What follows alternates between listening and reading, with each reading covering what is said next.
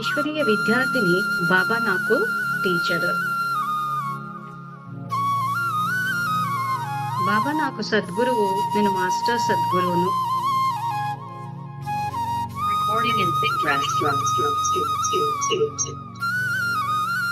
శివ పరమాత్మ నాకు జీవిత భాగస్వామి, నేను శివ పరమాత్మకు జీవిత భాగస్వామిని.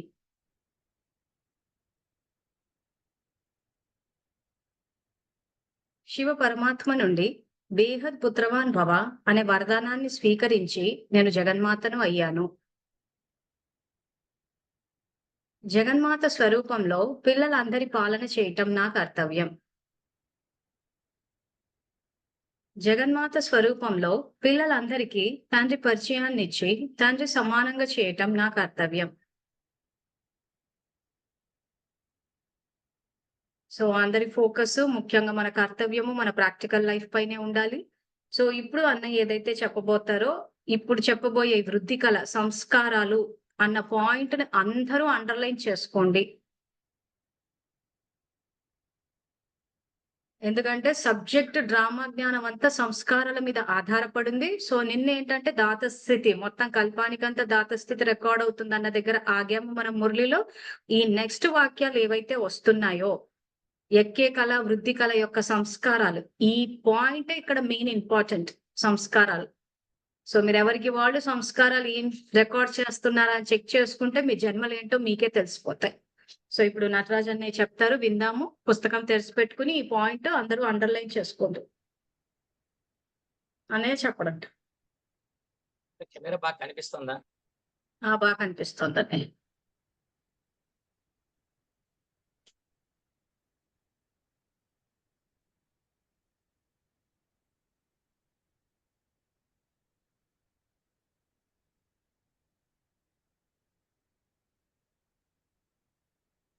ఓం శాంతి.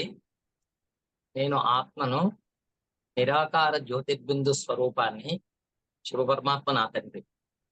నేను ఈశ్వరీయ విద్యార్థిని, బాబా నాకు టీచర్. బాబా నాకు జీవిత భాగస్వామి, నేను బాబాకు జీవిత భాగస్వామి. బాబా నాకు సద్గురువు, నేను మాస్టర్ సద్గురువును. నేను జ్ఞాన స్వరూప ఆత్మను. ఈరోజు బాబా చెప్పినటువంటి విషయాలు నిన్న చెప్పిన మురళికి ఈరోజు కంటిన్యూషన్ చేస్తున్నాను. నిన్న కొంచెం భక్తికి జ్ఞానానికి కంపేర్ చేసి ఈ సంగమ యుగం పురుషోత్తమ యుగం యొక్క మురళి మనం చదువుకున్నాము.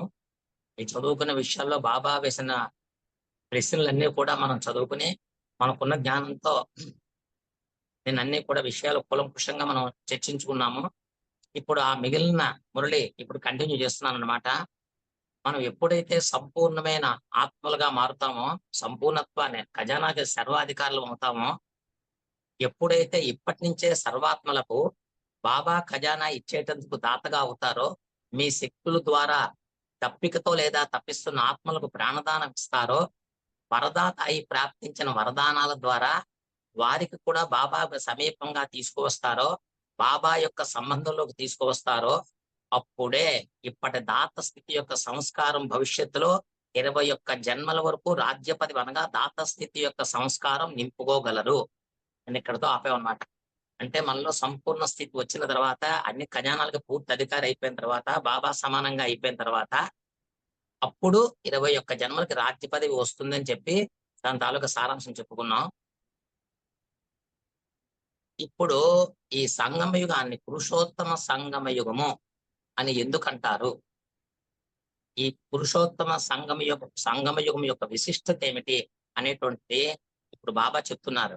ఎందుకంటే ఆత్మ యొక్క అన్ని సంస్కారాలు అనగా ధర్మం యొక్క, రాజ్యం యొక్క, శ్రేష్ఠ సంస్కారాల యొక్క, శ్రేష్ఠ సంబంధాల యొక్క మరియు శ్రేష్ఠ గుణాల యొక్క శ్రేష్టత అంతా ఇప్పుడే రికార్డింగ్ వల్లే నిండుతూ ఉన్నది.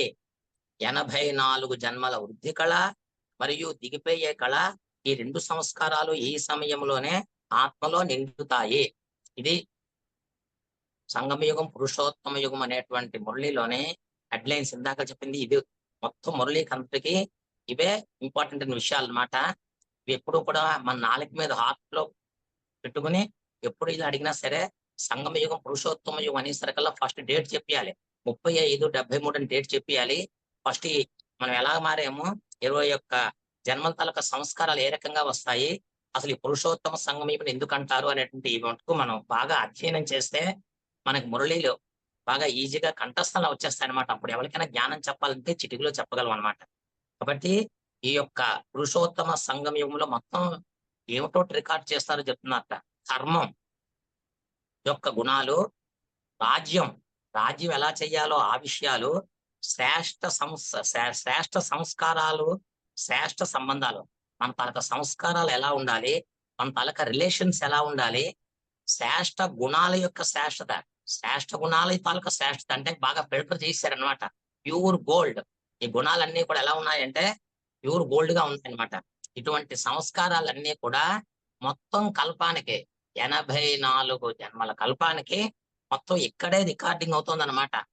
తర్వాత మళ్ళీ సత్యయుగానికి వెళ్ళి మనం ఏ జన్మలైతే తీసుకుంటామో అక్కడ మనం పొందేదంతా కూడా ఇక్కడే మనం పొందుతాం అనేటువంటి విషయం ఈ సంగమ యుగంలో, పురుషోత్తమ సంగమ యుగంలో ఈ విషయాలన్నీ కూడా మనకి కూలంకుషంగా చెప్తున్నారన్నమాట. ధర్మం, ధర్మం ఎలా ఉండాలంటే బాబా ఫాలో ఫాదర్ బ్రహ్మబాబా ఏ రకంగా అయితే ధర్మాన్ని శివబాబాని చూసి అనుసరించారో, రాజ్యం యొక్క లక్షణాలు, శ్రేష్ఠ సంస్కారాలు, శ్రేష్ఠ సంబంధాలు, శ్రేష్ఠ గుణాలు, శ్రేష్టదంతా కూడా ఇప్పుడే మనల్ని నింపుకోమని చెప్తున్నారన్నమాట. తర్వాత 84 జన్మల వృద్ధి కళ మరియు దిగిపోయే కళ, ఈ 2 సంస్కారాలు ఈ సమయంలోనే ఆత్మలో నిండుతున్నాయి. ఇది కూడా ఇంపార్టెంట్ అన్నమాట. మనం పూర్తిగా నింపుకుంటున్నాం అన్నమాట. అంటే ఫర్ ఎగ్జాంపుల్ ఇప్పుడు మనం ఎక్కడైనా ప్రయాణం చేసేటప్పుడు కారులో వెళ్ళేటప్పుడు చాలా లాంగ్ డిస్టెన్స్ వెళ్ళేటప్పుడు ట్యాంక్ లో పెట్రోల్ నింపుకుంటూ ఉంటాం. ఎక్కడైతే అయిపోయిందో అక్కడ బంకులు ఉంటాయి. కానీ మన జీవితంలో మొత్తం 84 జన్మలకి కూడాను నింపుకునేటువంటి ట్యాంక్ అంతా కూడా ఈ పురుషోత్తమ సంగమ యుగం అన్నమాట.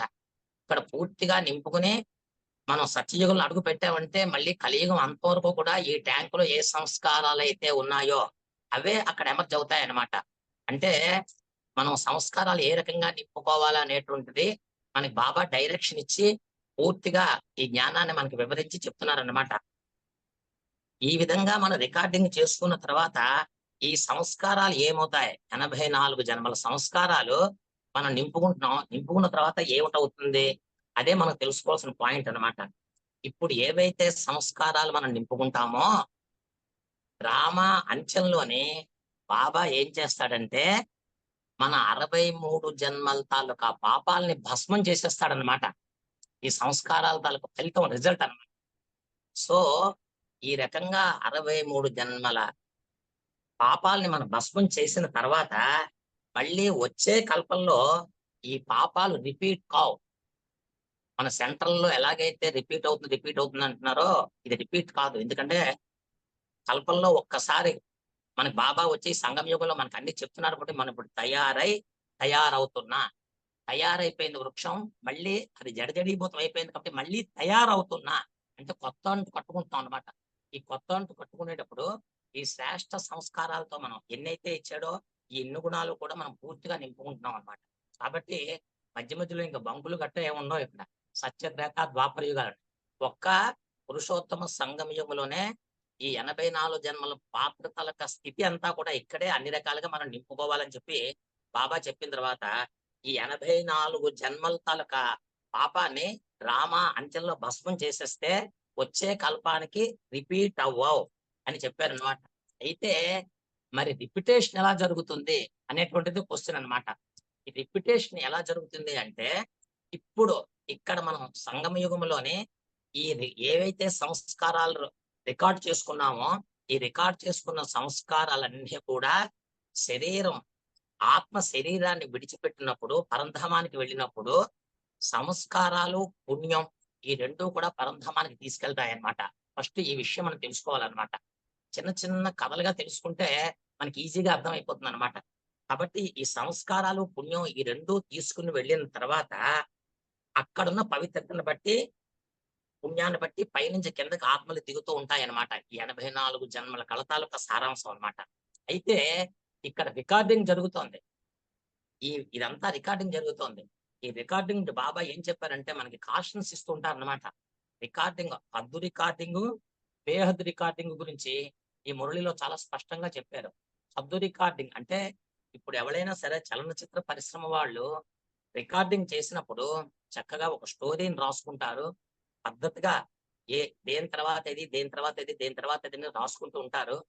దానికి తగిన పాత్రల్ని, పాత్రధారుల్ని కూడా ఎంచుకుంటూ ఉంటారు. డైరెక్టర్స్‌ని ఎంచుకుంటారు. సంగీతం ఎవరైతే చెప్తారో వాళ్ళని కూడా ఎంచుకుంటారు. పాడేటువంటి గాయకుడిని కూడా ఎంచుకుంటూ ఉంటారు. అయితే ఈ సినిమాలోనే ఒక పాట రికార్డ్ చేస్తున్నాడు అంటే, వాళ్ళు చక్కనైన వాతావరణం తయారు చేసుకొని, ఒక సెట్ ఏర్పరుచుకొని, ఆ సెట్‌లో చాలా పిన్ డ్రాప్ సైలెన్స్ అన్నమాట. అక్కడ ఇన్‌స్ట్రుమెంట్ వాయించేవాళ్ళు, పాట పాడేవాళ్ళు, వెనకాతల మ్యూజిక్ డైరెక్టర్‌తో సహా చక్కగా రికార్డ్ రూమ్‌ని చక్కగా తయారు చేసుకుంటారన్నమాట. ఇలా తయారు చేసుకునేటప్పుడు అద్దు రికార్డింగ్‌లో చేసుకున్న వాళ్ళు కూడా 3 విషయాలు దృష్టిలో పెట్టుకునే రికార్డింగ్ చేస్తూ ఉంటారు. 1 వాయుమండలం, 2 వృత్తి, 3 వాణి. ఈ 3 విషయాలు దృష్టిలో పెట్టుకొని వాళ్ళు రికార్డింగ్ చేస్తూ ఉంటారన్నమాట. వాయుమండలం అంటే వాళ్ళు పెట్టుకునేటువంటి ఈ రికార్డింగ్‌లోని ఎక్కడ డిస్టర్బెన్స్ ఉండకుండా పిన్ను పడినా చప్పుడవుతుందన్నమాట.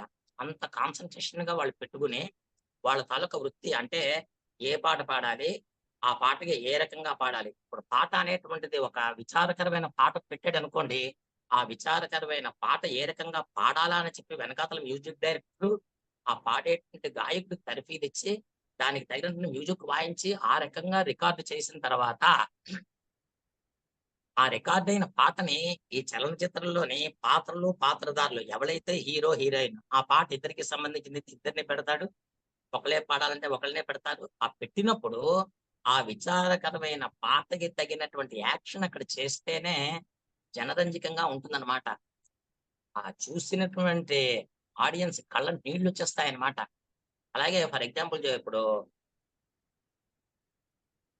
ఒక సినిమా ఎగ్జాంపుల్ తీసుకున్నాం అనుకోండి మనం. అమ్మా అని పిలచినా ఆలకించవేమమ్మ ఆవేదన తీరు రోజు ఈ జన్మకు లేదా అని ఘంటసాల వారు చాలా పాడారు. నేను గాత్రం నాకేం రాదు ఏదో పాడాను మనకి. అంటే ఇలాంటివన్నీ పెడితే మన కళ్ళల్లో ఉండిపోద్ది. ఆ దృష్టి ద్వారా సృష్టి కదా! ఇదండి మనకి పాయింట్ గుర్తుకు రావాలని పాడాను. ఈ పాడిన తర్వాత దీనికి తగినటువంటి హీరో 'ఎన్టీ రామారావు' చాలా చక్కగా పాడాడనమాట. ఎందుకు ఇది పాడానంటే తల్లికి, బిడ్డకి సంబంధంతో ఈ పాటనమాట. తల్లిని, తండ్రిని తోలనాడిన తర్వాత జ్ఞానాన్ని తెలుసుకొని ఎంత పని చేశానా అని చెప్పి ఆ సినిమాలో ఈ పాటని బాగా రికార్డింగ్ చేసి అది 'ఎన్టీ రామారావు' చేత పాడించారు. ఘంటసాల పాడిన తర్వాత 'ఎన్టీ రామారావు' యాక్షన్ చేశాడు. చాలా చూడముచ్చటగా ఉంటుంది. ఆడియన్స్ అందరూ కూడా చాలా కళ్ళలో నీళ్లు పెట్టేసుకునేటువంటి స్థితిలో రికార్డింగ్ చేశారన్నమాట. కాబట్టి అదే పాటని అమ్మ అని పిలిచిన ఆలకించవేమమ్మ ఆవేదన తీరును ఈ జన్మకు లేదా అని గట్టిగా అరిచామనుకోండి దాంట్లో రసం ఉండదన్నమాట.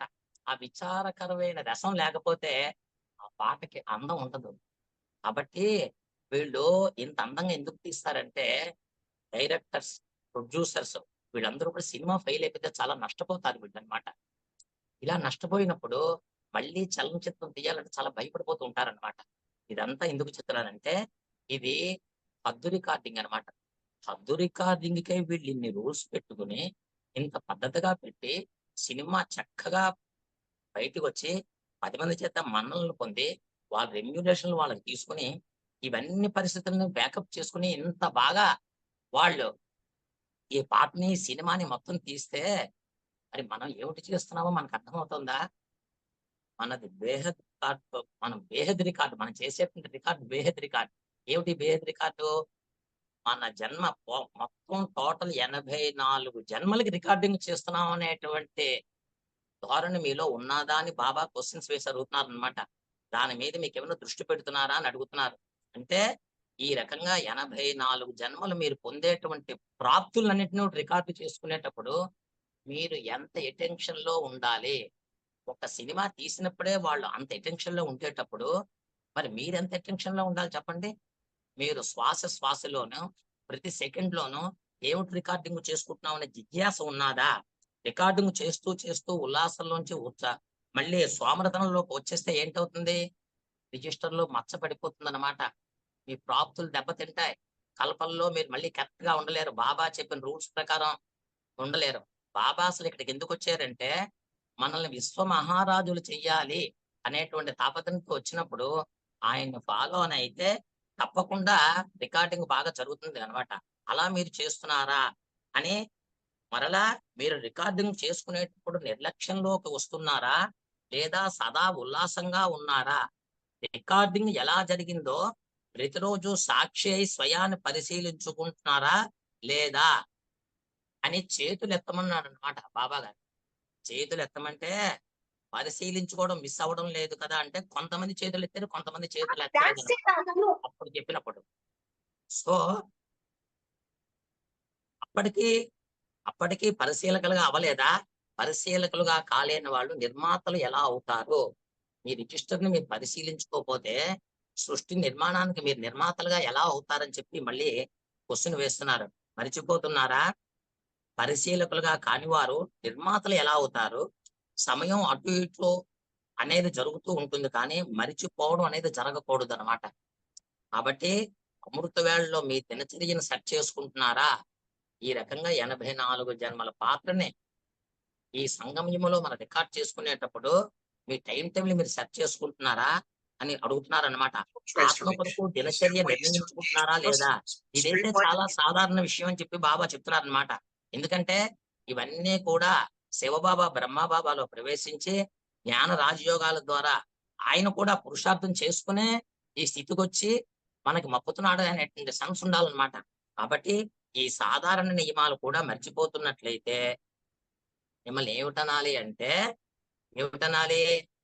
మీ ఆత్మ చాలా నిర్బలంగా ఉన్నాది. చాలా నిర్బలంగా ఉన్నాది అని అంటున్నారన్నమాట. నిర్బలమైన ఆత్మలు ఎప్పుడూ కూడా బాబా ఖజానా నుంచి తీసుకోలేరు. మీరు సంపూర్ణంగా అవ్వాలన్నమాట. ఈ రకంగా మీరు ఈశ్వరీయ నియమాలు లేదా ఈశ్వరీయ మర్యాదలకు అనుగుణంగా నడిపించుకోలేకపోతున్నారు అంటే, మీరు విశ్వానికి మర్యాదపూర్వకంగా, నియమపూర్వక రాజ్యాన్ని ఎలా నడిపిస్తారు? ఇది మంచి పాయింట్ అన్నమాట. అంటే ఈశ్వరీయ నియమాలు మనం పూర్తిగా తెలుసుకోకపోతే, ఆ జ్ఞానాన్ని తెలుసుకొని మనం నింపుకోకపోతే, సంపూర్ణంగా మారకపోతే, మీరు ఈశ్వరీయ మర్యాదలకు అనుగుణంగా నడుచుకోకపోతే, మీరు రాజ్యాన్ని ఎలా పరిపాలిస్తారు? అనే ప్రశ్న వేస్తున్నారన్నమాట. పరిపాలించలేం కదా! కాబట్టి బాబా ఏం చెప్తున్నారంటే, ఇప్పుడే ఈ ప్రాప్తులన్నీ కూడా నింపుకోండి అని చెప్పిన దానికి, ఇవన్నీ కూడా వివరంగా చెప్తున్నారన్నమాట. సంగమయుగి రాజ్య పదవికి సంగమయుగ రాజ్య పదవికి అధికారిగా కానివారు భవిష్య రాజ్య పదవి ఎలా పొందుతారు? ఇక్కడ ఒక విషయం ఏమిటంటే, జస్ట్ ఇక్కడ మన పాత్రని ఏ రకంగా అయితే పూర్తి చేస్తామో, అక్కడికి వెళ్లి మనం రాజ్య పదవులు చేసేటివే కానీ, అక్కడ ట్రైనింగ్‌లు, వర్క్‌షాప్‌లు ఏమి ఉండవు. అంటే బాబా ఏం చెప్తున్నాడంటే, బాబా సమానంగా తయారు అవ్వాలి అంటే, పై విషయాలు కూలంకుషంగా తెలుసుకొని, మీరు పూర్తి సంపూర్ణత్వాన్ని పొంది, పరంధామానికి వెళ్లి ఇక్కడికొచ్చిన వెంటనే మీ టైం ప్రకారం మీరు విశ్వరాజ్యాధికారం తీసుకోవడమే కానీ, మళ్ళీ వీళ్ళకి ఇక్కడ ట్రైనింగ్‌లు ఇవ్వడాలు గట్టా ఏమీ ఉండవని చెప్పి బాబా గారు చెప్తున్నారన్నమాట. కాబట్టి ఈ సంగమయుగంలోనే మీరు పూర్తిగా తయారవ్వాలి. ఇక్కడ తయారవ్వలేకపోతే అక్కడ విశ్వరాజ్యాధికారులుగా మీరు తయారవ్వలేరు అని చెప్తున్నారన్నమాట. ఇప్పుడు టీచర్స్‌కి కాషన్ ఇస్తున్నారన్నమాట. ఈ సంఘటన యొక్క టీచర్స్ ఎవళ్ళు? వీళ్ళు విశ్వరాజ్యాధికారులుగా అవ్వలేదు అని కొంతమంది తెలిసింది. తెలిసిన తర్వాత ఈ సంఘటనకి టీచర్లు ఎవరు? దీనికి కారణం ఏమిటి? ఎవరు ధైర్యంగా చేతులెత్తలేదుట. సంతక్కయ్యలు కూడాను, ఎవళ్ళు కూడాను. ఆ బాబా చెప్పిన మాటలన్నీ కూడా వింటున్నారన్నమాట. ఎవ్వళ్ళు చేతులెత్తట్లేదుట. ఇప్పుడే ప్రపంచ యుద్ధం వస్తే ఏమిటి జరుగుతుందని బాబా గారు క్వెషన్ వేస్తున్నారన్నమాట. అంటే ఒకళ్ళన్నారు మేము సమయానికి నిలబడిపోతామండి అని అన్నారన్నమాట. అలా సమయానికి మీరు నిలబడిపోతే ఏమంటారు? అని మళ్ళీ ఎదురు క్వెషన్ వేశారన్నమాట. ప్రకృతి ఆధారంగా పురుషుడు నడిస్తే ఆ పురుషుడిని ఏమంటారు? అనే దాని మీద బాబా గారు ఇంకొక మురళిలోని ఇచ్చారన్నమాట. అంతిమంలో పంచ వికారాలు, పంచతత్వాలు విరాట్ రూపాన్ని చూపించినప్పుడు, ఆ సమయం కోసం తయారుగా ఉన్నారా? లేక ఆ సమయం మిమ్మల్ని తయారు చేస్తుందా?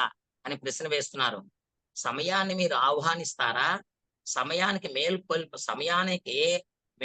మేల్కొనే వారికి ఏమి బిరుదిస్తారు? అని ప్రశ్న బాబా అడుగుతున్నారన్నమాట. సమయం వచ్చినప్పుడు మేల్కొన్నది ఎవరు? సమయానికి మేల్కొంటామన్నది ఎవరు? సమయానికి మేల్కొంటారా? సమయమే మిమ్మల్ని తయారు చేస్తుందా? సమయానికి అన్నీ అయిపోతాయి. దాని పని అది చేసుకోపోతుందని పలుకుతున్నారా? అని ఆలోచిస్తున్నారా? అని చెప్పి బాబా అందరిని కూర్చోబెట్టి అడుగుతున్నారనమాట. మీరు మరజీవా జన్మ తీసుకున్న బ్రాహ్మణాత్మలు. ఈ బ్రాహ్మణ వంశానికి బదులు ఇవన్నీ కూడా మీరు దృష్టిలో పెట్టుకుని మీరు మారకపోతే మీరెక్కడికి వెళ్ళిపోతారు అంటే, క్షత్రియ ధర్మానికి వెళ్ళిపోతారనమాట. ఎలాంటి ఆధారం కూడా తీసుకోకుండా సంపూర్ణంగా తయారవ్వాలి అని చెప్తున్నారనమాట. మీరిక్కడ కూర్చుని డ్రామాలో ఉందే చేస్తాం, డ్రామా ఎలా చెప్తే అలాగే చేస్తాం అని ఆ సమయం గురించి ఆలోచిస్తూ కూర్చుంటే మీరు త్రేతాలోకి వెళ్ళిపోతారు. ఎందుకు త్రేతాలోకి వెళ్ళిపోతారు? త్రేతా గురించి ప్రత్యేకంగా ఎందుకు చెప్తున్నారంటే, మీరు త్రేతాలోకి వెళ్ళిపోతే క్షత్రియ ధర్మాన్ని పాటిస్తారు. త్రేతాలోకి ఎప్పుడైతే వెళ్ళిపోయారో మీరు మాయతో ఓడిపోయారని లెక్కనమాట. మిమ్మల్ని మాయ ఓడించేసిందనమాట. బాబా ఏం చెప్తున్నారు? మీరు మాయతో ఓడిపోకుండా పూర్తి సంపూర్ణత్వాన్ని పొంది రాజ్యాధికారి అవ్వాలని చెప్పి ఈ సంగమ యుగంలోనే పూర్తి నింపుకోండి అని చెప్పి మనల్ని వదిలిలేదు. మా బాబా పెట్టారు. శివబాబా కూడా మనకు సలహాలు ఇస్తున్నారు.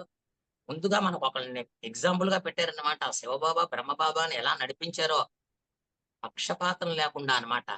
అంటే అందరూ ఏమిటనుకుంటారంటే బ్రహ్మబాబాలో ప్రవేశించారు కాబట్టేసి శివబాబా అన్నీ చెప్పేశారనుకుంటారు. బ్రహ్మబాబాలో శివబాబా ప్రవేశించి బ్రహ్మబాబాకి ఏమిటైతే చెప్పాడో అవే మనకి చెప్పారు తప్ప స్పెషల్ గా బ్రహ్మబాబాకి ఏం చెప్పలేదు. కాబట్టి అంత మూర్తిమంతంగా తయారయ్యినటువంటి బ్రహ్మబాబా అతను కూడా తీవ్ర పురుషార్థం చేసే నంబర్ 1 విశ్వ మహారాజ్ అయ్యారన్నమాట. కాబట్టి అదే పురుషార్థాన్ని మీరు చెయ్యండిరా బాబు అని చెప్పి మనకి ఈ మురళిలో చెప్తున్నారనమాట. మాయ మాయ ప్రకృతిని జయిస్తే మీరు ఎక్కడికొస్తారు? సత్యయుగానికొస్తారు. సత్యయుగానికొస్తే ఎలా ఉంటుందో చెప్పగలరా మీరెవరైనాను? సత్యయుగానికొస్తే కృష్ణుడు ఉయ్యాల్లో ఊగితే ఎంత హాయిగా ఉంటుందో, కల్పమంతా కూడా అంతే హాయిగా జీవిస్తారు. అది బ్రహ్మబాబా తాలూకు ఉద్దేశం అన్నమాట. పిల్లలు అలా ఉండాలనే కాన్షియస్ తో ఆయన చాలా నెత్తి నోరు కొట్టుకొని చెప్తున్నాడు. తయారవ్వండి, తయారవ్వండి. మీ సోమర్థనాన్ని తెచ్చుకోకండి. మాయని జయించండి, మాయని జయించండి చెప్తున్నారు. మీరు కానీ త్రేతాలోకి వెళ్ళిపోయి చెప్పిన మాట వినకుండా ఉంటే, మీరు మాయతో ఓడిపోయారు. మాయతో ఓడిపోతే రిజల్ట్ ఏంటి? మీరు కల్పమంతా కూడా మాయతోనే యుద్ధం చెయ్యవలసి ఉంటుంది. మీరు మాయతో యుద్ధం చేసుకుని కల్పమంతా జీవిస్తారా? లేకపోతే కృష్ణుడు ఉయ్యాల్లో ఊగినటువంటి జీవితాన్ని మీరు పొందుతారా? మీరే ఆలోచించుకోండి అని ఈ సమయం గురించి చెప్తున్నారనమాట. సమయం అనే దెబ్బ పడకుండా నడుస్తూ ఉంటే వారినేమంటారు? అలాగే అనుకున్నారా? దెబ్బ పడడం ద్వారా నడుస్తామంటే ఈ వర్తమాన సంఘటన చాలా బలహీనంగా ఉంది. ఇవన్నీ చెప్తున్నారు. ప్రస్తుత పరిస్థితి చూస్తున్నారు. పరిస్థితి ఎలా ఉందంటే ఫుల్ ఫ్లెడ్జ్డ్ గా లేదనమాట. చాలా బలహీనంగా ఉంది. అది బాబా గొప్పతనం ఏంటంటే బలహీనంగా ఉందని చెప్పి ఎవరిని కూడా పరుషవాక్యం కూడా ఆడకుండా సలహా ఇస్తున్నారనమాట. ఏంటిస్తున్నారు? ఎక్కువ మంది బలహీనంగా ఉన్నారు. మంచిది. అయినా జరిగిపోయిందేదో జరిగిపోయింది. ఇప్పటి నుండి మిమ్మల్ని మీరు పరివర్తన చేసుకోండి. ఇప్పుడు ఇంకా సమయం ఉంది. కానీ చాలా తక్కువుంది. సమయం అయితే ఉంది. కానీ ఎలా ఉంది? 10 రోజుల్లో చేయవలసిన పని 2 రోజుల్లో చేస్తే ఆ పని ఎలా ఉంటుంది? కరెక్ట్‌గా చెయ్యాలి. అంటే తీవ్ర చాలా ప్రతి సెకండు కూడా దీన్ని దృష్టి పెట్టుకుని ఈ కార్యం చేయవలసి ఉంటుంది. ఇప్పుడైతే మీతో బాప్దాదా మరియు సహయోగి శ్రేష్ఠాత్మలు పురుషార్థి ఆత్మలైన మీకు 1కి 1000 రెట్లు సహాయం ఇచ్చి, తోడు ఇచ్చి, స్నేహం ఇచ్చి, మరియు సంబంధ రూపంలో బలాన్ని నింపి ముందుకు తీసుకువెళ్తున్నారు. చూసారా? ఈ తక్కువ సమయంలోనైనా బాబా మరియు శ్రేష్ఠాత్మలు ఏమిటిస్తున్నారు? స్నేహం ఇస్తున్నారు. సంబంధ రూపంలోనే బలం నింపుతున్నారు. ముందుకు తీసుకెళ్తున్నారు. ఇప్పుడు కూడా మీరు తయారవ్వలేదు అంటే, మరొకసారి మీ గురించి మీరు ఆలోచించుకోండి. మిమ్మల్ని మాయతో మీరు ఎంత యుద్ధం చేస్తున్నారు అనేటువంటి విషయం మీరు తెలుసుకోవాలి. కానీ, ఈ కొంచెం సమయమే ఉన్నాది. ఈ కొంచెం సమయం తర్వాత ఈ ప్రాప్తులు కూడా మీకు లభించవు అని చెప్పి మళ్ళీ కొత్తగా పెడుతున్నాడన్నమాట. కాబట్టి అందరినీ అలా హెచ్చరిస్తూ ఈ జ్ఞానం తీసుకోండి అని చెప్తున్నారనమాట. ఈ ఈ సమయం కానీ పూర్తయిపోయిందంటే మీకు ఈ సహాయం కూడా నడిపించదు. తర్వాత ఏమిటవుతుంది? తండ్రి రూపం పోయి న్యాయాధికారి రూపంలోకొచ్చేస్తారట. అంటే ధర్మరాజపురిలోకొచ్చేస్తారు. ఎప్పుడైతే ధర్మరాజపురిలోకొచ్చేసారో అక్కడ సంబంధ బాంధవ్యాలు ఏది ఉండదనమాట. చట్టం పనిచేస్తూ ఉంటుంది. ఆ చట్టంలో ఎవడైతే తయారవ్వలేదో, ఆ చట్టానికి తగినటువంటి శిక్షలు అనుభవించి తీసుకెళ్తాడనమాట. అలా మీకు శిక్షలు పొందడం ఇష్టమేనా? అని బాబా అడుగుతున్నాడనమాట. అలాగే ఇలా తయారవ్వలేదు అన్నదానికి కూడా టీచర్స్‌ని కూడా ముట్టాడనమాట. మీరెందుకు తయారు చేయలేదని అడిగారు. అందరూ కూడా స్తబ్దతగా ఉన్నారు. ఏమి మాట్లాడలేదు. అయినా మరొక ఛాన్స్ ఇచ్చారనమాట. కాబట్టి ఈ ధర్మరాజపురిలోకొచ్చిన తర్వాత నేను కూడా ఏం చెయ్యలేను. కాబట్టి ఇప్పుడే మీరు ప్రాప్తులన్నీ కూడా తీసుకోండి అని చెప్పారనమాట. ఈ ప్రాప్తి యొక్క సమయం కొద్ది సమయం తర్వాత ప్రాప్తి సమయానికి బదులు పశ్చాత్తాప పడవలసొస్తుంది. మనం పశ్చాత్తాపంలోకి వెళ్ళిపోతాం. అంటే వినాశనం దగ్గర పడుతూ ఉన్నంత కొలది ప్రకృతి విజృంభిస్తూ ఉంటుంది. మనం ఎప్పుడైతే బాబా పిల్లలమైపోయామో, బాబా పిల్లలు కాని బలహీనమైన ఆత్మలు ఆ ప్రకృతి వినాశనానికి దాంట్లో వాళ్ళు కష్టాలు అనుభవిస్తారు కానీ, మనమైతే అనుభవించం. ఎందుకంటే మనం ఇక్కడ సంగమ యుగంలోనే తీవ్ర పురుషార్థం చేసి బాబా ఖజానాలని తీసుకుని, ప్రాప్తులు తీసుకుని, వరదానాలు తీసుకుని, బాబా అడుగుజాడల్లో నడుచుకుని, ఈ రకంగా మనం ఉన్నాం కాబట్టి, ఈ సంగమ యుగంలో ఎవలైతే బ్రాహ్మణాత్మలున్నారో, వాళ్ళు ఈ పశ్చాత్తాప పడేటువంటి సమస్య అంటూ ఏదీ ఉండదు. అలా మీరు కానీ చేయకపోతే పశ్చాత్తాప పడవలసి వస్తుంది అని చెప్పకనే చెప్తున్నారనమాట. ఈ సమయంలో ఇలాంటి టైంలో మీరు మేల్కొంటారా? అయినా బాప్దాదా పిల్లలందరికీ కూడా చెప్తున్నారు. కొద్ది సమయంలోనే చాలా సమయం యొక్క ప్రాలిప్తాన్ని తయారు చేసుకోండి. ఇంకా అలా హెచ్చరిస్తూనే ఉన్నాడు.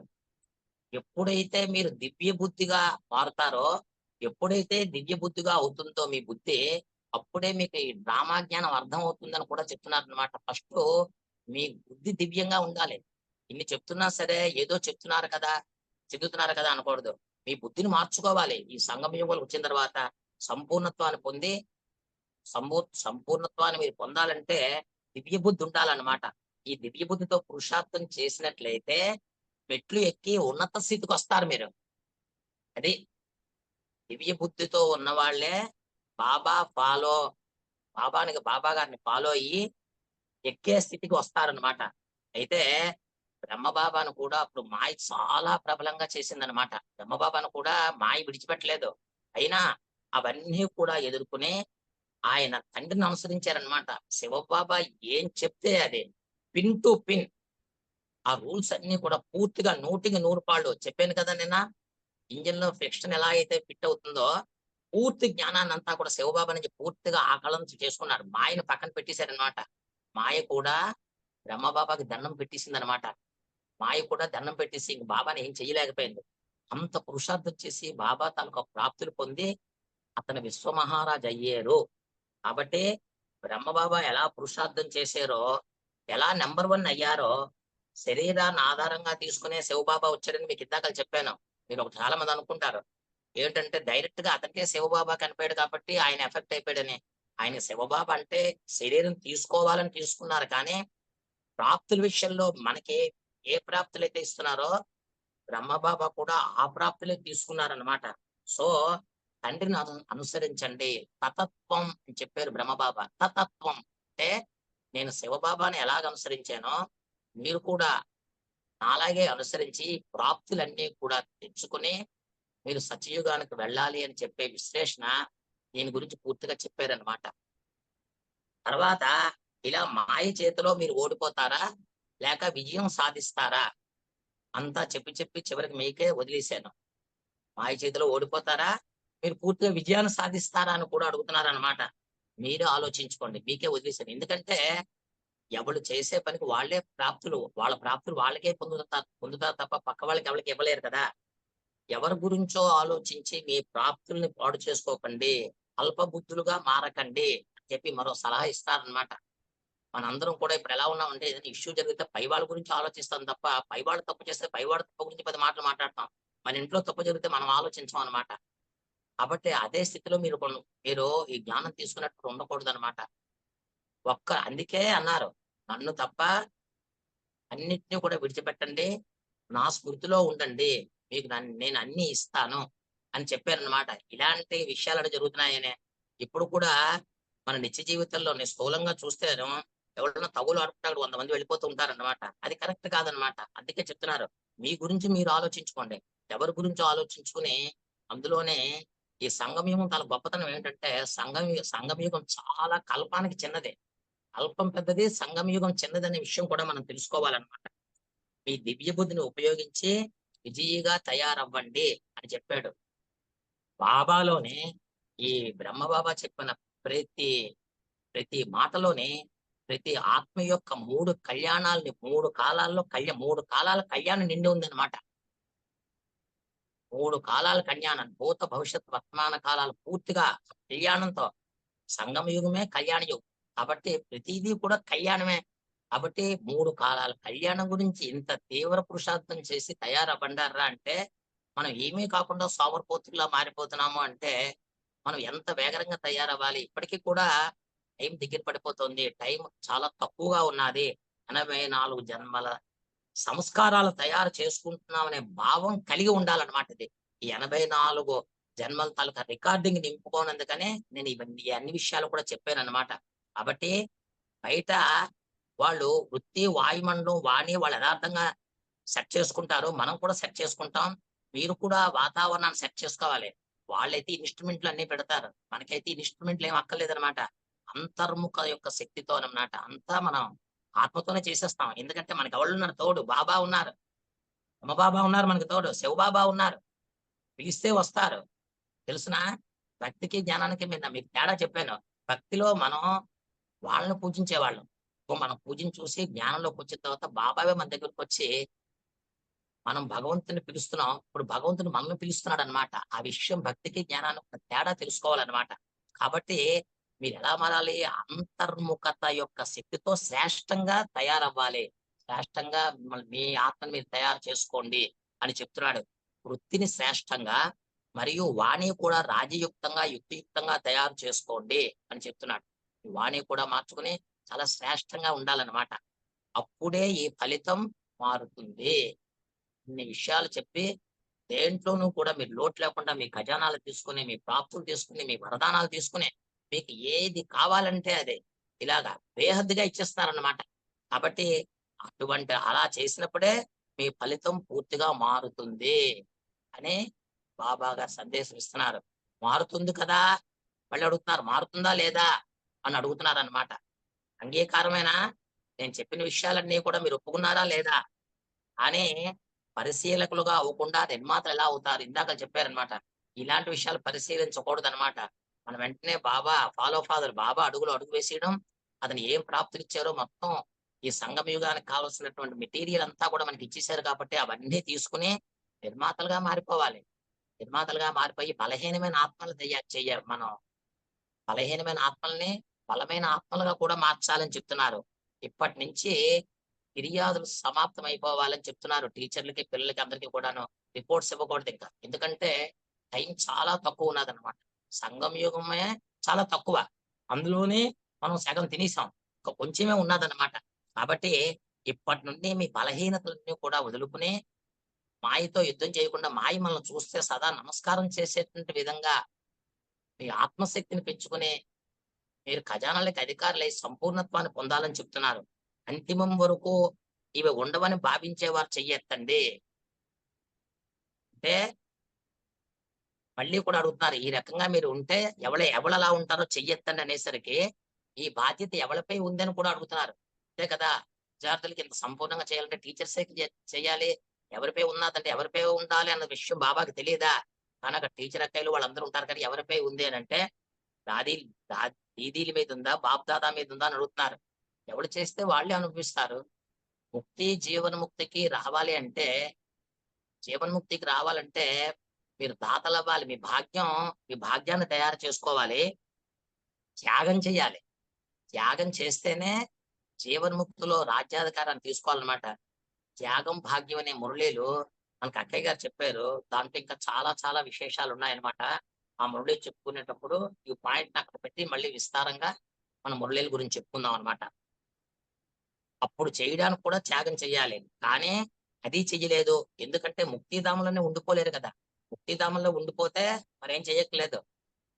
జీవన్ముక్తిలోకి రావాలంటేనే ఇవన్నీ కూడా చెయ్యాలి. సత్యలోకంలోకి రావాలంటేనే ఇవన్నీ కూడా చెయ్యాలి. కాబట్టి దాదీలు, దీదీలు మాకు చేస్తారు, మాకు చెందుతారు అంటే మీరేం చదువుతారంటే సత్యయుగంలోనే వాళ్ళ కింద ప్రజలైపోతారని చెప్తున్నారనమాట. మీరు అధీన సంస్కారంలో ఉండిపోతారు. అధీన సంస్కారంలో ఉండిపోతే మీరు అధికారులవ్వలేరు. అధికారులు ఎప్పుడవుతారు? మీ వ్యక్తిగతంగా మీరు డైరెక్ట్‌గా బాబానే ఫాలో అవ్వాలి. బాబా రూల్స్‌నే తీసుకోవాలి. శివబాబా నుంచి శక్తులు తీసుకోవాలి. అలాగైతేనే మీరు పొందగలరు తప్ప, అధీన సంస్కారాలతో మీరు విశ్వరాజ్యాన్ని పొందలేరు అని చెప్తున్నారనమాట. కాబట్టి విశ్వరాజ్యాధికారాన్ని అధీనంగా ఉంటే అధికారాన్ని పొందలేరు. అలా అధికారం పొందలేకపోతే విశ్వరాజ్యాధికారం కూడా పొందలేరని చెప్తున్నారు. అందువలన స్వయం యొక్క బాధ్యత మొత్తం అంతా విశ్వం యొక్క విశ్వం యొక్క బాధ్యత తీసుకున్న వారే విశ్వమహారాజులు కాగలరు. ఈ బాధ్యత తీసుకోవాలి. విశ్వం తాలూకా బాధ్యత తీసుకోవాలి. అంటే ఇక్కడ ఏమిటి మనం చేయాలి? మనం నింపుకోవాలి, దాతలవ్వాలి, బలహీన ఆత్మల్ని బలమైనటువంటి ఆత్మలుగా తయారు చేయాలి. ధారణ, సేవ ఏవైతే ఉన్నాయో అవన్నీ కూడా సేవలో ఇప్పుడు తీవ్ర పురుషార్థంతో చెయ్యాలి. ఇలా తీవ్ర పురుషార్థంలో చేస్తేనే తీవ్ర పురుషార్థములు 2 ఉన్నాయి. ఏమిటంటే స్వర్గ ద్వారాలు, ఇంటి ద్వారాలు 2 కూడా ఓపెన్ అయిపోతాయి. ఈ తీవ్ర పురుషార్థం వల్ల అన్నమాట. ఈ తీవ్ర పురుషార్థం కానీ చెయ్యలేకపోతే ఈ ద్వారాలు ఓపెన్ అవ్వవన్నమాట. సో, ఇంకా బాబా గారు ఏం చెప్తున్నారంటే ఇలా అధీన సంస్కారం లేకుండా మీరు ఇండివిడ్యువల్‌గా తయారైతే మీరు విశ్వరాజ్యాధికారాన్ని పొందుతారంటున్నారు. అందువలన విశ్వ కళ్యాణి ఇంకొక చూసారా చాలా మంచి విషయం చెప్పారు. మీరందరూ ఎవలు విశ్వ కళ్యాణికారి తాలూకా పుత్రులు బిడ్డలన్నమాట. విశ్వ కళ్యాణికారి తండ్రి యొక్క సంతానమయ్యుండి కూడా స్వకల్యాణం కూడా తయారు చేసుకోలేకపోతున్నారన్నమాట. విశ్వ కళ్యాణికారి బిడ్డలు అయ్యుండి కూడా మీ ప్రాప్తులు మీరే పొందలేకపోతున్నారు. ఇదేమైనా బాగుందా అని అడుగుతున్నారన్నమాట. కలియుగానికి, సంగమ యుగానికి కూడా తేడా చెప్తున్నారు. కలియుగంలోనే కలియుగం యొక్క కర్మభోగానికి గుర్తుగా ఒకటి చెప్తున్నారన్నమాట. ఎగ్జాంపుల్ చెప్తున్నారన్నమాట. ఎవరైనా లక్షాధికారిగా ఉంటే వాళ్ళు తన స్వంతం గురించి ఒక్క రూపాయి కూడా ఖజానా నుంచి ఖర్చు పెట్టుకోకుండా ఉంటే వాళ్ళనేమిటంటారు? ఎప్పుడు కూడా డబ్బు సంపాదించడం తను తినడు. ఏదో వాటి మీద పెడుతూ ఉంటాడన్నమాట. అనుభవించేదే దక్కుడని ఒక సామెత ఉంది.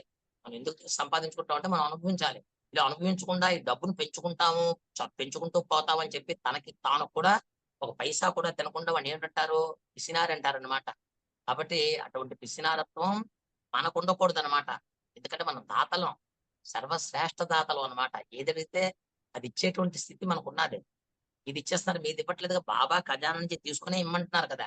బాబా ఖజానా నుంచి తీసుకున్నప్పుడు కూడా మీరు తీసుకోలేకుండా, మీ స్వకల్యాణం చేసుకోకుండా ఉంటే ఇంకేమిటనాలని అడుగుతున్నారన్నమాట.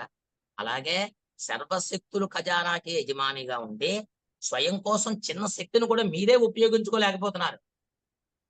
ఇది ఇక్కడ చెప్పిందనమాట. కంపారిజన్ ఎలా ఉన్నదంటే, బయట సంపాదించుకున్న వాళ్ళు భూములు కొన్నాం, ఆస్తులు కొన్నాం, ఇళ్ళు కొన్నాం, అవి కొన్నాం అన్నీ కూడా స్థిరాస్తి మీదే పెడతారు తప్ప ఏదైనా రూ. 10 ఉండేసరికి తన కడుపు తినాలంటే ఇప్పుడు ఎందుకురా అనేస్తాడనమాట.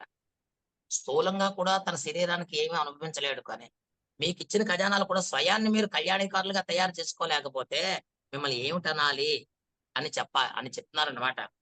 మీరు తప్పకుండా మీరు మారాలి అని చెప్పి మీరు తీవ్ర పురుషార్థులుగా మారాలి అని చెప్పి కూడా సలహా ఇస్తున్నారు. మారి తీరవలసిందే అని చెప్పి ఆర్డర్స్ కూడా వేస్తున్నారన్నమాట బాబా గారు.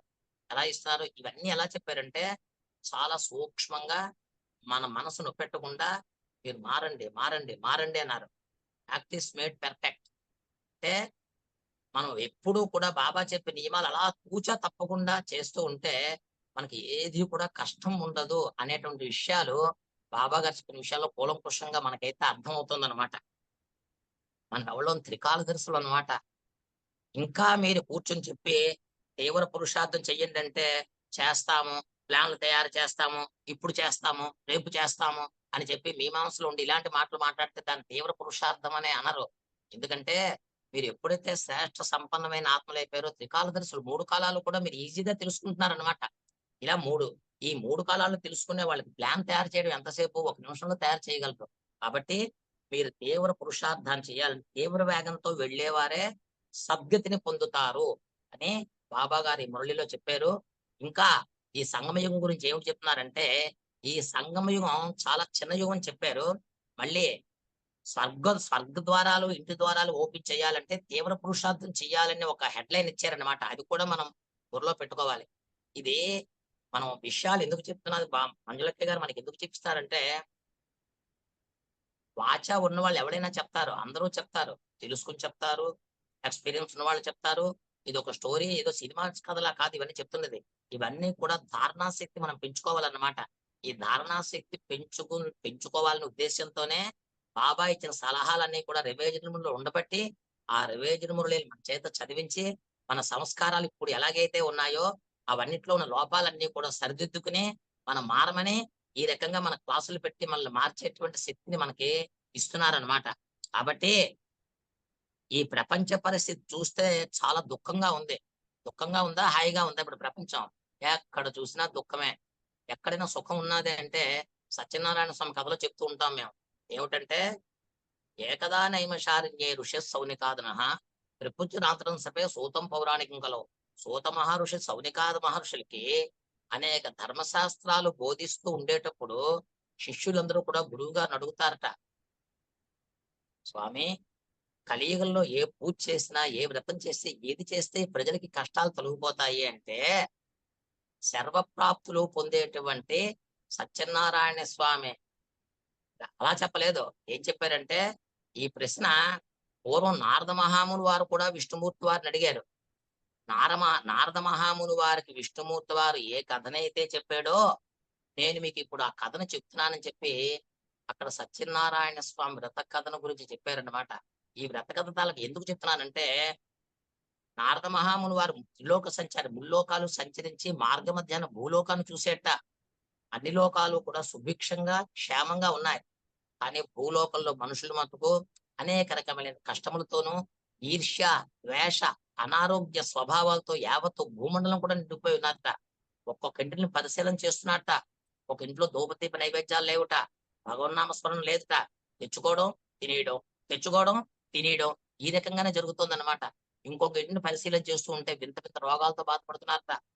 ఇంకొక ఇంట్లో పరిశీలన చేసేట పక్క వాళ్ళు సంపాదించుకుంటున్నారే అనేటువంటి ఈర్ష్యా ద్వేషాలతో కూలిపోతున్నారట. దుఃఖం, దుఃఖం, దుఃఖం మొత్తం అంతాను. ఈ కలియుగంలో ఉన్న గొప్పతనం ఏమిటంటే, డబ్బు లేనివాడు కష్టాలు అనుభవిస్తాడు, దుఃఖాలుంటాయి. అది సహజం అందరూ ఒప్పుకుంటారు. కానీ కలియుగం తనకు గొప్పతనం ఏంటంటే, డబ్బు లేనివాడు కన్నా డబ్బు ఉన్నవాడు 100 రకాల కష్టాలతో సతమతం అయిపోతున్నాడనమాట. ఇది కలియుగ ధర్మం అన్నమాట. కాబట్టి ఈ కలియుగం అంతా కూడా దుఃఖి అయిపోయి ఉన్నదనమాట. ఈ దుఃఖమైన మనుషులు ఏమిటనుకుంటారు? మా దుఃఖ ద్వారాలు ఎప్పుడు మూసుకుపోతాయా అని వాళ్ళనుకుంటారు. మనమేమిటనుకుంటాం? పురుషార్థంలో ముందుకు వెళ్ళాలని అనుకుంటాం. చూసారా? అందరూ ఆత్మలే.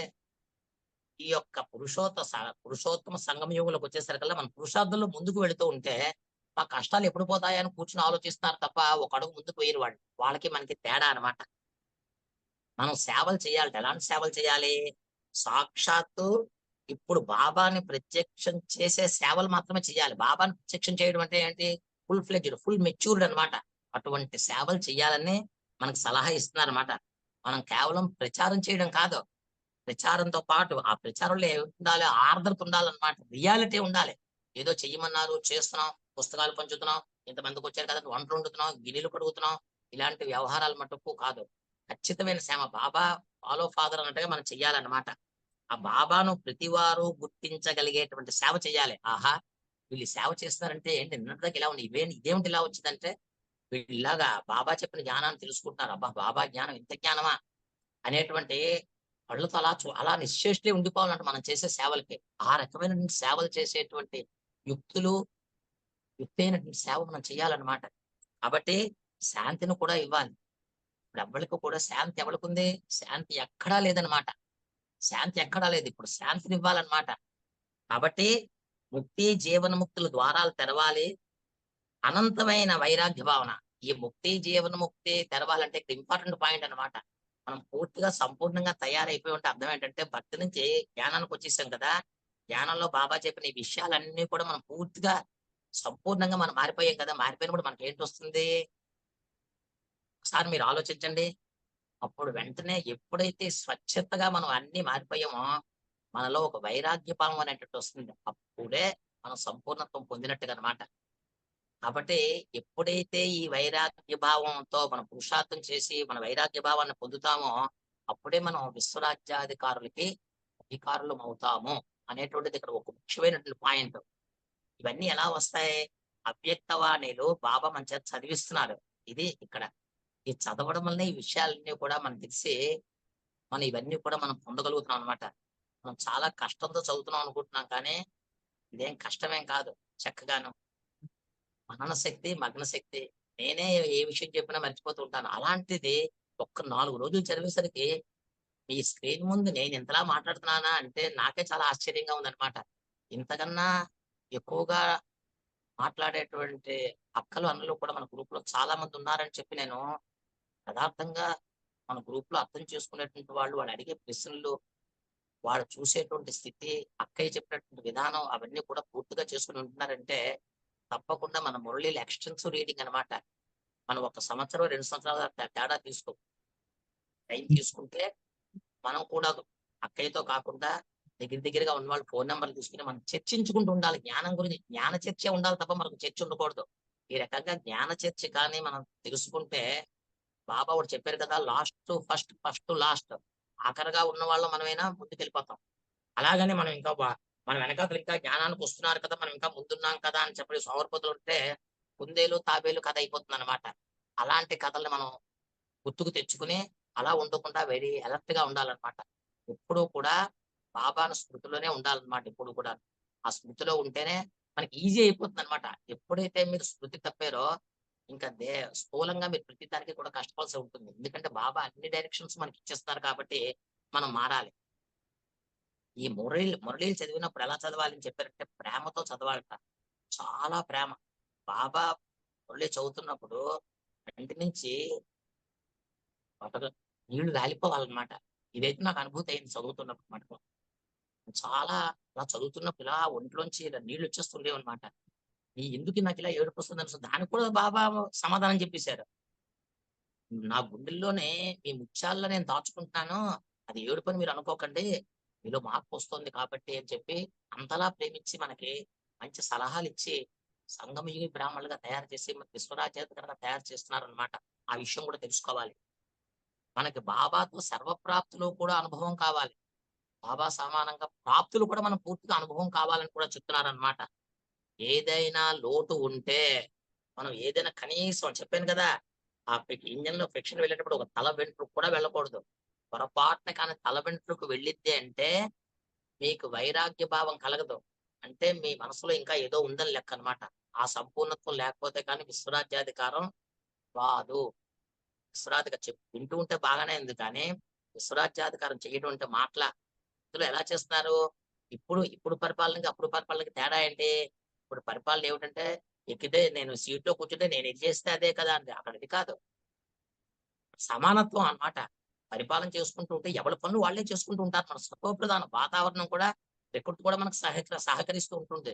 ఇటువంటి అట్మాస్ఫియర్ తయారు చేసినప్పుడు, మనలో ఏ చిన్న లోటున్నా సరే, మనకు వైరాగ్య భావం కలగదనమాట. పూర్తిగా ఈ కలియుగం అనే భావన పెట్టుకొని పూర్తిగా వైరాగ్యం అయిపోవాలన్నమాట మనం. కాబట్టి ఈ వైరాగ్య భావం చెంది మనమందరం కూడా విశ్వ మహారాజులుగా అవ్వాలని చెప్పి చెప్తున్నారనమాట. మనకి సంకల్పంలో కూడా బాబా చాలా ప్రాప్తులిచ్చారనుకుంటాం కానీ, మనకు బాబా మన తాలూకు ప్రయత్నం చూస్తే, మనం ఏ ప్రాప్తులైతే కోరుకుంటామో అంతకి పదమాపదం రెట్లు ప్రాప్తులిస్తూ ఉంటారన్నమాట ఆయన. మనం ఇచ్చిన దాన్ని బట్టి డెవలప్‌మెంట్ పెరిగిపోతూ ఉంటుందన్నమాట. మనం ఎక్కడైతే తగ్గించేసామో ఆ ప్రాప్తులు తగ్గిపోతాయన్నమాట. ఇవన్నీ ఎందుకు పెంచుకోవాలి అంటే, ఎందుకు పెంచుకోవాలి మనం? వైరాగ్య భావం రావాలి. భక్తి, జ్ఞాన, వైరాగ్యం. భక్తి గురించి చెప్పాం. జ్ఞానం గురించి చెప్పాం. జ్ఞానం వచ్చిందంటే ఎప్పుడు జ్ఞానం వస్తుంది? వాడు వైరాగ్యం రావాలి. అంటే ఏది చూసినా వాడికి ప్రపంచంలో ఏది చూసినా ప్రపంచంతో సంబంధం లేదు. దేనికి కూడా తగులుబాటు పెట్టుకోకూడదన్నమాట. తగులుబాటు పెట్టుకున్నామా మనకు వైరాగ్య భావం రాదు. అది ఆ బాబా చెప్పినటువంటి విషయం అన్నమాట. కాబట్టి బాబా ప్రతి విషయం పూర్తి చేసి కేవలం సంపన్నంగా చేయడమే కాదు, ఇతరులకు కూడా ఇచ్చే ఖజానాలతో నిండుగా తయారు చేయాలి. ఇతరులను కూడా ఎలా ఇవ్వాలంటే, వాళ్ళని కూడా నిండుగా తయారు చేయాలి. నీకున్నది పూర్తిగా ఇచ్చేవాళ్ళని పూర్తిగా నిండుగా చెయ్యవు. ఇక్కడ మనకేంటుంది, మనకు రూ. 100 ఉంటే రూ. 10 ఇస్తాం, రూ. 50 ఇస్తాం, 60 మనకెక్కువ ఉంచుకునే వాడికి తక్కువ ఇస్తాం. చూడండి ఎప్పుడైనా సరే. ఇంట్లోకి ఈ దాన ధర్మాలు చేస్తున్నప్పుడు చూడండి ఎప్పుడైనా సరేను, పెళ్లి పేరెంటకాలు అవుతున్నప్పుడు పెట్టుబడి చీరలని చెప్పి షాపింగ్ మాల్‌కెళ్ళిపోతారు. పెట్టుబడి చీరలట. పెళ్లిలో పెళ్లివారు కొనుక్కున్న చీరలన్నీ కూడా వేలకు వేలలో ఉంటాయి. పెట్టుబడి చీరలన్నీ ఎలా ఉంటాయంటే 200, 300 తీసిచ్చేస్తూ ఉంటారనమాట. అది మనం ఇచ్చేటువంటి దానాలనమాట. బాబా అలా అనలేదు. సర్వప్రాప్తులు మీరు తీసుకోండి. పూర్తిగా ఆ జోలు పూర్తిగా నిండిపోవాలి. ఎందుకు నిండిపోవాలి? మీ దగ్గర అయిపోతుందంటే, మీరే సంగం యుగంలోంచి అన్ని కూడా తీసుకుంటున్నారు. ఖజానాకే అధికారులైపోయారు. ఆ ఖజానా చూస్తే ఎలా ఉంది?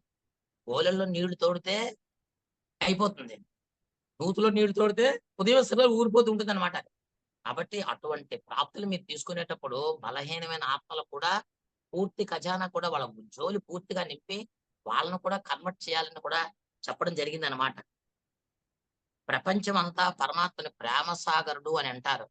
నిజంగా ప్రేమ సాగరుడే కదా! ఇంత విషయాలు ఎవరు చెప్తారు చెప్పు? స్థూలంగా ఉన్న తండ్రి కూడా చెప్పడు. ఏదో ఒకటి 2 సార్లు చెప్తాడు. తర్వాత ఆ! నీ కర్మ ఎలా ఉంటే అలాగే అంటుంటారు. అన్నీ కూడాను కలియుగానికి తగ్గట్టుగా మరి మీ కర్మ ఎలా ఉంటే అలాగే. నేనేం చేస్తాను? డబ్బులు పెట్టాను.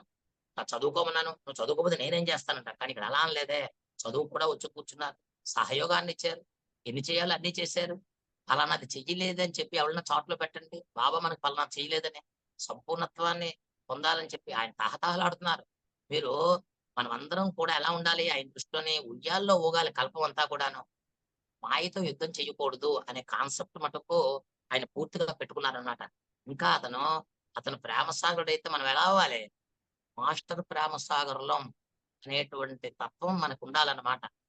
ప్రేమ స్వరూపంగా తయారు చేసేవారు ఇతరులను కూడా నిస్వార్థ ప్రేమ ఇవ్వడం నేర్పిస్తారు. ఎప్పుడైతే మీలో సంపూర్ణ ప్రేమ ఉంటుందో, ఆ ప్రేమ ఎలాంటిది ప్యూర్ గోల్డ్ అన్నమాట. అటువంటి ప్రేమను మీరిచ్చారు అంటే, అవతల వాళ్ళకి కూడా నిస్వార్థ ప్రేమ మీలో నిస్వార్థం ఉంటేనే వాళ్ళకి సంపూర్ణమైన ప్రేమ ఇస్తారు.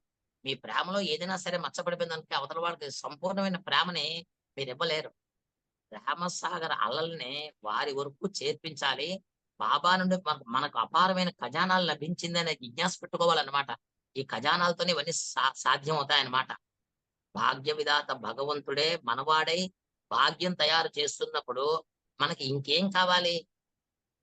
మనకు తయారు చేసే భాగ్య విధాత. మన తాలూకా రాతనే మార్చేస్తున్నాడు ఆయన చక్కగాను. అటువంటి విధాతే మన పక్కనుంటే మనకి దేనికి లోటు చెప్పు? ఈశ్వరీయం. ఈశ్వరుడంటేనే సంపత్తి, ఆస్తి. త్రయంబకం యజామహే సుగంధిం పుష్టివర్ధనం ఉర్వారుకమివ బంధనాన్ మృత్యోర్ముక్షీయమామృతాతో విభూత ఈశ్వర్యం రా అన్నాడు బాబా. దాంట్లో ఎంత గుహ్యమైన అర్థం ఉందో విభూతి గురించి చాలా చరిత్రలు ఉన్నాయన్నమాట. విభూతులు అంత ప్రశస్తం ఉందన్నమాట. కాబట్టి అలాంటి సంకల్పాలు చేసుకుని మనం సంపూర్ణంగా తయారై బలహీనమైన ఆత్మలు సంపూర్ణంగా తయారు చేయాలి. జ్ఞానం అర్థమైందా అని అడుగుతున్నారనమాట. మనకు సహజంగా వైరాగ్య భావన ఉత్పన్నమవుతుంది. బాబా ప్రేమ ఎంత పొందుతామో అంతే సహజంగా మనలో పరివర్తనొస్తుంది. ఎప్పుడైతే ఈయన అడుగుల్లో అడుగులు వేసామో పరివర్తన ఇవాళొచ్చిందా రేపొచ్చిందా అని కాదు. టక టక టక మన పరివర్తన మనకు ఆటోమేటిక్‌గా వచ్చేస్తూ ఉంటుందన్నమాట. ఎలాగంటే బాబా నిస్వార్థమైనటువంటి సేవ చేస్తున్నాడు అతను. మనం కూడా నిస్వార్థమైన సేవ చేస్తున్నాం. మచ్చపడకుండా మన రిజిస్టర్‌లో మచ్చపడకుండా చూసుకుంటే ఇవన్నీ కూడా ఆటోమేటిక్‌గా జరిగిపోతూ ఉంటాయన్నమాట. కాబట్టి ఇవ్వనందుకు సిద్ధంగా ఉండండి. వైరాగ్యభావం అనేది చాలా కఠినమేమి కాదు. ప్రాప్తుల్ని మనం అనుభవం చేసుకొని పొందుతూ ఉంటే, మిగతా విషయాలన్నీ చాలా సూక్ష్మంగా మారిపోతాయి అని అంటున్నారనమాట. మీ అవసరానికి తగ్గట్టు నీ దగ్గర అన్నీ ఉంటాయనే వరదానాన్ని కూడా ఇచ్చారట బాబాగారు. మీ అవసరానికి తగినట్టు అంటే మీకు ఏవైతే అవసరాలుంటాయో, అవసరాలు తీరిపోయే వరదానాన్ని కూడా మీరు బాబా ఇచ్చారు. కాబట్టి ఇన్ని విషయాలు కూడా మనం దృష్టిలో పెట్టుకొని, మనం చక్కగా మారాలి. మంచిది. ఈ విధంగా ఆశావంతులకు బాబ్దాదా బాబ్దాదా యొక్క శ్రేష్ఠ సంకల్పాలను సాకారంలో చేసేవారికి చదివేయడం కాదు. బాబా ఇచ్చిన శ్రేష్ఠ సంకల్పం సాకారంలో తీసుకురావాలి. ఆ సంకల్పాలన్నిటిని కూడాను. ప్రతి సంకల్పము కర్మ మరియు మాట పరిశీలించుకునే వారికి మనం ఏం కర్మ చేస్తున్నాం? ఆ కర్మకు తగిన మాట ఎలా ఉన్నది, ఈ రెండింటిని కూడా పునఃపరిశీలన చేసుకోవాలి. ప్రతి సెకను, ప్రతి సంకల్పంలో కూడా శ్వాసలో అని చెప్పారు కదా మన ప్రాప్తులు పొందేటప్పుడు. శ్వాసలో స్వకల్యాణం మరియు విశ్వకల్యాణం చేసేవారికి. విశ్వకల్యాణం ఎప్పుడు చేస్తాం? ముందు స్వకల్యాణం అవ్వాలి. ఆత్మని ముందు పూర్తిగా సంపూర్ణం చేస్తేనే విశ్వకల్యాణానికి అధికారులు అవుతారన్నమాట. విశ్వ కళ్యాణికారి, విశ్వ పరివర్తన ఆత్మలకు వాగ్దాదా యొక్క ప్రియస్తులు మరియు నమస్తే. కాబట్టి ఈ రోజు ఈ మురళిలోని దీనికి కంటిన్యూషన్ మురళి ఒకటి ఉన్నది. ఏంటంటే 21/4/83 మురళి. సంగమయుగ మర్యాదలపై నడిస్తే పురుషోత్తములుగా అవుతారనేటువంటి మురళి కూడా ఉంది. కాబట్టి దీనికి అటాచ్డ్ ఆ మురళి కూడా చాలా చిన్న మురళి అది. అది కూడా దీంట్లో పెట్టుకుని చదువుకుంటే మనం ఇంకా జ్ఞాన సంపన్నులుగా అవుతాం అన్నమాట. అయితే మనం కూడా బాగా తయారవుతున్నాం. ఈ రోజు మన గ్రూప్ లో ఉన్న వాళ్ళందరికీ ఒక ప్రశ్న వేస్తున్నాను. మీరందరూ కూడా రేపు వాట్సాప్ లో పెట్టండి. ఒకరికొకరు సహయోగం ఇచ్చుకోండి. ఈ రోజు నుంచి ఒకళ్ళొకళ్ళు ఫోన్ నెంబర్లు తీసుకుని మాట్లాడుకుని జ్ఞాన చర్చలు చేసుకోండి. వేగంగా మారిపోవాలి. ఎక్కువ చెప్పించుకోకూడదు అనమాట. ఎన్నిసార్లు చెప్పించుకుంటారని మనం మిగిలిన ఉంటాం కదా. కాబట్టి చెప్పించుకునే స్థితి రాకూడదు. తాత స్థితి రావాలి తప్ప తీసుకునే స్థితి రాకూడదు అనమాట. ఈ రోజు మీకు వేసే ప్రశ్న ఒక ప్రశ్న వేస్తున్నాను. జ్ఞానం, యోగం, ధారణ, సేవ, సంబంధ సంపర్కాల ద్వారా ఏ ఖజానాలు జమ అవుతాయి? ఇది నా క్వశ్చన్ అనమాట. రేపు దీని మీద మనం మీరు ఎవడెవడు ఏం సమాధానాలు పెట్టారు, మీరు జ్ఞానంలో ఎంత ముందుకొచ్చారు, ఎవరైనా అనేసరికల్లా మనం 4 చెప్పేస్తాం. జ్ఞానం, యోగం, ధారణ, సేవ అని. దీనికి ఒక కథ ఉన్నది. ఒక గురువు గారు శిష్యుడికి పాఠం చెప్తున్నట్ట. పాఠం చెప్తూ ఉంటే అందులోని ఈత గురించి చెప్పాట. ఈత గురించి చెప్పినప్పుడు టక్ టక్ టక్కుని అప్పచెప్పేస్తున్నాడు అనమాట. అప్పచెప్పేసరికల్లా ఒక రోజు పెద్ద నేలలో వచ్చినప్పుడు ఆ నూతిలో గెంతరా అంటే నేనెందుకు గెంతుతాను అన్నట్ట. అయ్యో నీకు ఈత గురించి చెప్పాను కదరా అన్నట్ట. అంటే మీరు చెప్పారు, నేను అప్పచెప్పాను. నేనెందుకు గెంతుతానట. ఆహా! అలా ఉంటా అన్నట్ట. ఒకరోజు శిష్యుడు వెళ్ళేటప్పుడు సరిగ్గా నేల దగ్గరికి వచ్చేసరికల్లాను వాడి చెయ్యి పట్టుకు లోపల తోసేసాట. తోసేసరికల్లాను అప్పుడు చెప్తున్నాడనమాట. కాబట్టి అప్పుడు నేను చెప్పిన రూల్స్ అన్నీ కూడా పాటించి నువ్వు ఈది బయటికి రా అన్నట్ట. అలాగేంటంటే మనం జ్ఞానము, యోగము, ధారణ, సేవ ఇవన్నీ మనం ఎప్పుడెప్పుడు మాట్లాడతాం. దానివల్ల ఏ ఖజానాలు జమవుతాయి అనేటువంటి ప్రశ్నకి రేపు మనందరం కూడా తయారుగా ఉండి అక్కయ్య గారికి సమాధానం చెప్పాలి. ఓం శాంతి. అన్నయ్య వీళ్ళకి డ్రామా జ్ఞానం గురించి ఏమైనా సందేహాలుంటే తీరుస్తారా? అడగండి. తెలిస్తే చెప్తాను. సరే. లేకపోతే మైక్‌లు ఆన్ చేశాను. సెట్టింగ్స్ మార్చాను. డ్రామా జ్ఞానానికి సంబంధించి ఎవరికైనా ప్రశ్నలుంటే అన్నయ్యని అడగండి చెప్తారు. నాకు తెలిస్తే చెప్తాను. లేకపోతే అక్కయ్య గారు నాకు సహయోగం ఇస్తారు. ఎందుకంటే మేమంతా డ్రామా జ్ఞానం చెప్తూ సంవత్సరాల తరబడి చెప్తాం. ఇవాళ అన్నయ్య చెప్తున్నారు. సరే మేము చెప్తే ఇంకా క్లారిటీ రాలేదు అని అనుకుంటున్నారన్నట్టు కూడా కొత్త కొత్త వాళ్ళ చేత చెప్పిస్తున్నాము. సో, కాబట్టి ఎవరికైనా ఏమైనా ప్రశ్నలుంటే అడగండి. సో, అందరికి అంతా అర్థమైపోయిందేమో అన్నయ్య. బాగా క్లారిటీ వచ్చేసినట్టుంది. సరే మరి. మళ్ళీ రేపు 3:00కి కలుసుకుందాము. అంతవరకు thank you. Om Shanti. Om Shanti.